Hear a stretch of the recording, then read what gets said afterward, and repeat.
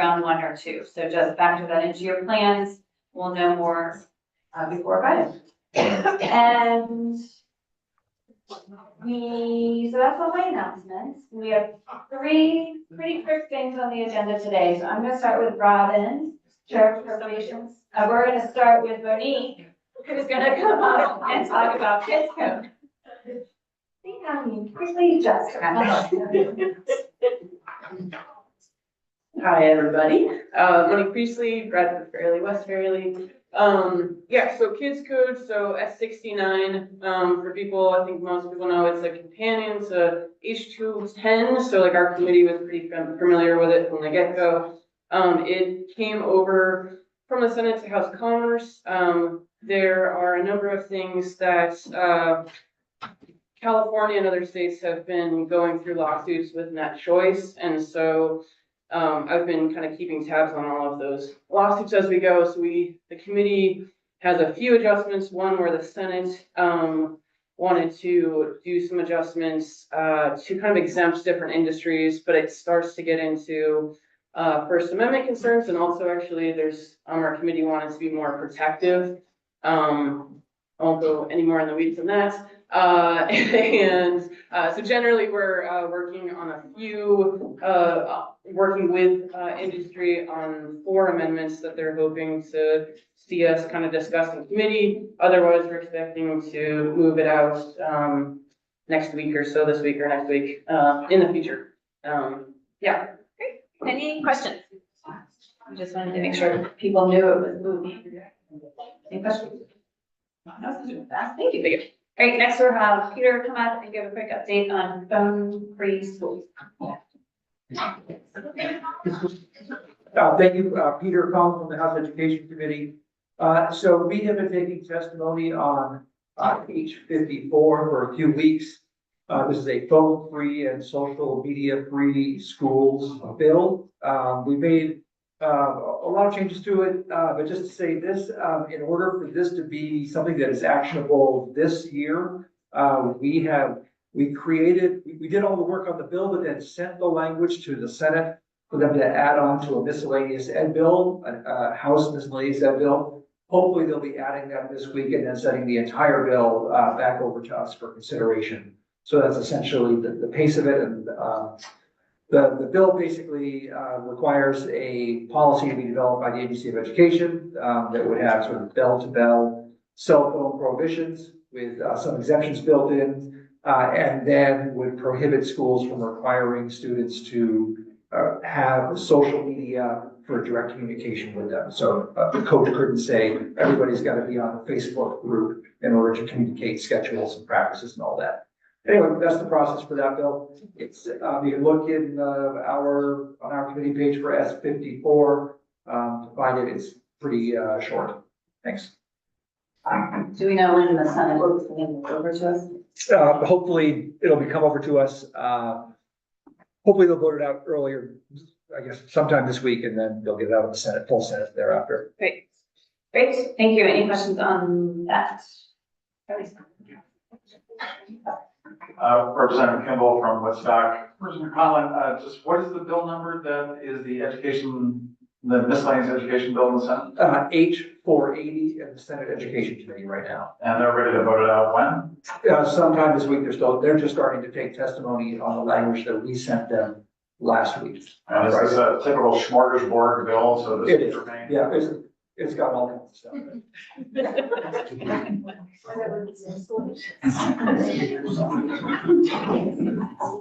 Hey, Representative Julie McGill. You said the social media aspect is, they can't require it, but can school officials communicate via social media with a youth or a student if it's their choice? I believe in the original bill, they could not. I believe not. This is essentially a prohibition on using social media for direct communication. Okay, I would ask that you get testimony from McKinney-Vento liaisons and consider a possible carve out. I know it's a huge, I work in youth homelessness, and that is often the only avenue outside of school that they're able to communicate and really perform and their duties and support students. So Great, thank you. I would also suggest maybe you pass that tip on to the Senate Education Committee. Anything else? Great, thank you. And now is the budget. Thank you. So as you heard me say on the floor, committee of conference unanimously passed out the budget, which is very exciting. I think that bodes well for budget being passed by everybody, which is great. It was a lot of work and a lot of kudos go to my teammates, Rep. Bloomley and Rep. Harrison. So everybody worked really hard to get things done and try to get it done on a timely basis. So it was quite a week last week.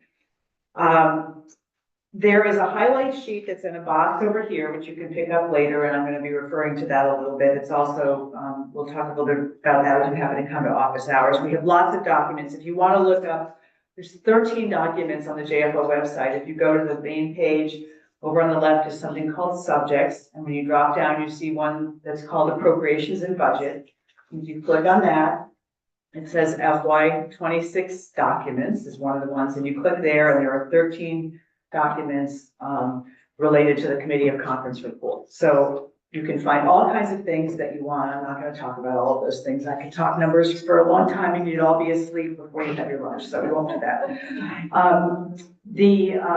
The governor's budget was 6.8% over the FY25 budget. We had a lot more revenue that came in and things that were happening. The conference committee report is 1.4% over the governor's budget, but we still leave $2.5 million on the bottom line. We were very conscious as we were doing our committee of conference that we don't know what's going to happen in Washington. And so we try to minimize the base spending because every time you add to the base, it just keeps growing and growing. And so we used a bunch of base money for one-time appropriations, which doesn't commit us past 1 year. We didn't spend everything. We have some constructs in the budget about what can happen if the feds pull their spending in different ways. We're still hearing about Medicaid and SNAP and other benefits. We don't know what's going to happen yet. The last I heard this morning, the Republicans in the House, who are going to have a May 15th deadline for their reconciliation plan, have now put it to July 4th. So there's a lot we're going to not know until we're out of session. And so we have language in the budget that is clear about what the governor, the administration can do on their own. And then when they have to bring in the joint fiscal committee and the emergency board, and then when the whole General Assembly needs to be called back. So I can explain that to you offline if you want all the details on that. Some of this is similar to what we've done before with rescissions. We have had years in past, most of us haven't been here during that time when the revenue forecast gets cut by a couple $100 million and suddenly we have to make budget cuts, not adds to the budget. So we have some structures in place to deal with this, but now we're talking about a magnitude that's much greater than what we've had to deal with in the past. So we're trying to balance that. We have a contingency list that's very clean. It has just a few things on it, one of which is $50 million that can be used by the emergency board to backfill things as needed. The emergency board currently has the authority to spend about 2% of general funds to be able to do this, and that comes to like 49.8 million, so we rounded it. And then if there are additional funds that come in, April tax returns are still coming in. Remember, April tax returns are based on 2024 income, not 2025 income. It's going to be a really different picture with 2025 income. But it's coming in well, so we also have money that we're trying to reserve for other contingencies that might be happening related to this sort of thing. So we don't have a big long waterfall with the deli counter and all kinds of fun things that we'd like to do because we just don't know what's going to come out of Washington. So we're trying to be careful with our money. There's a housing sheet that we have that talks about what's in housing base, what's in housing one time.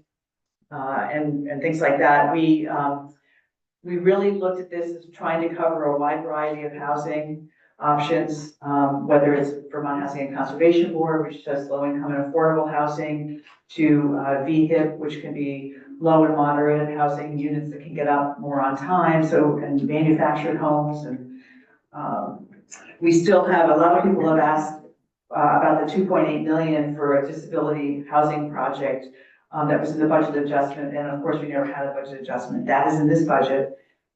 It's in FY 25 money, so if you try to look for it in other places, you may not find it where you think it is, but it is there. Let's see, what else do I want to tell you? We still have, we have a 5% rate increase for infant and toddler care and the child care assistance program, which is one of the things that we wanted to have. We continue to have the 2% rate increases for the designated agencies, specialized service agencies, and other non-home health agency service providers. We have money for primary care, for qualified health centers, for rural health centers.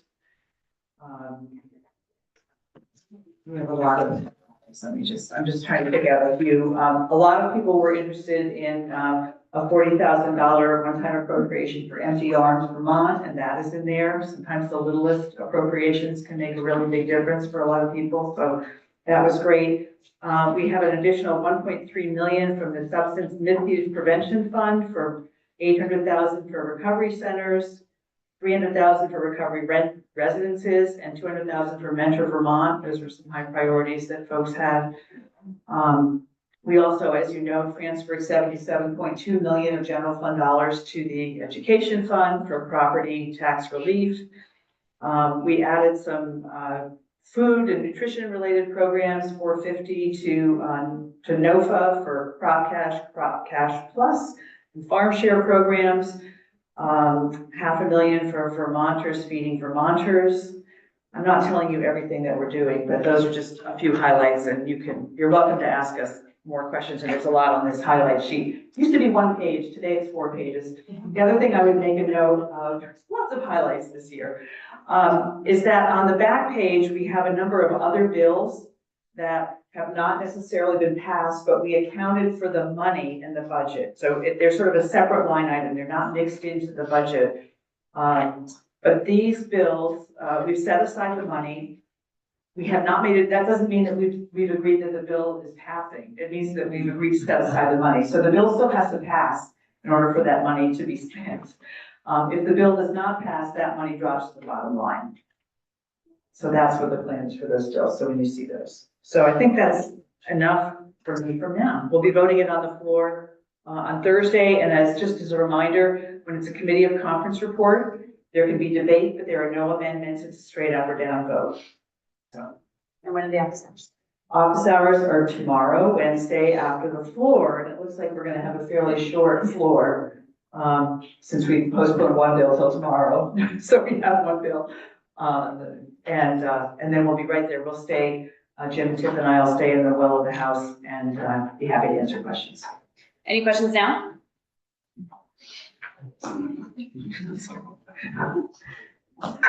Thank you. Candace White from Waitsfield. Just a quick question. The governor's proposed budget was a 6.5% increase over last year, and the budget that you're talking about from the committee of conference added 1.6% to that? So the governor's budget was 6.8% over the FY 25 budget.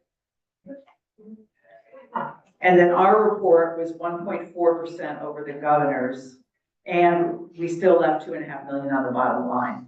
And that 1.4%, is that all one-time funds? Is that what you were saying? Versus?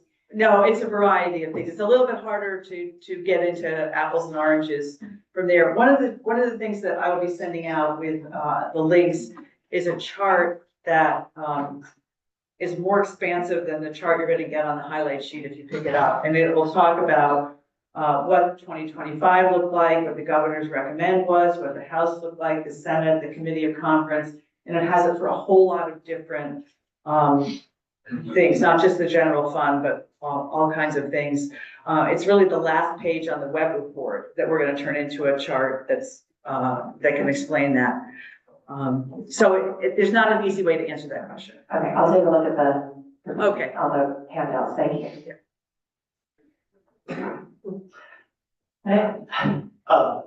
So this is a balanced budget.